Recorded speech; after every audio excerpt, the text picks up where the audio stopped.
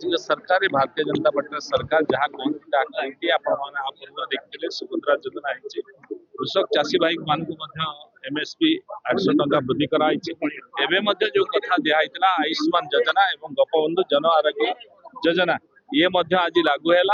या द्वारा आज ओडिशार लोक मैंने उपकृत हे 29,000 हॉस्पिटल आर सेवा पाई पारे भारत वर्ष में कोण अनुकोण जो हॉस्पिटल अच्छी से बड़ बड़ हॉस्पिटल ये आरोग्यर व्यवस्था अच्छी एवं से चिकित्सित हो पारे तेणु निश्चित भाव में आज मयूरभंज जिले में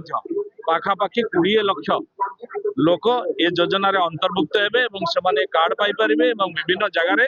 से सुविधा उपलब्धता हेबो तेणु मु निश्चित भाव में धन्यवाद देवी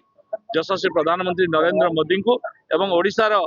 मुख्यमंत्री मोहन चरण माझी को सत धन्यवाद दिया सी जो कथा आम सरकार रखी करथिले ताहाजी पालन करिसंती ये लोक मानक पई बहु उपयोगी हेबो। एटा हमर दीर्घ वर्ष धरि आमे अपेक्षा रे थिलु केबे आयुष्मान कार्ड आम राज्य रे मध्य लॉन्च हेबो बोली एटा बहुत खुशी रो कथा हमर प्रवासी भारतीय माने कि प्रवासी ओडियावासी माने जो माने ओडिशा बाहर रही छन बहुत समय एमिते थाई सामान्य सुलभ मूल्य रे किंबा सठिक टाइम रे उपचार पाई पारि न थांती एई माध्यम रे सामान्य सठिक भाव रे समस्त उपचार पाई पारिबे तत् सहित समस्त 70 वर्ष ऊर्ध्व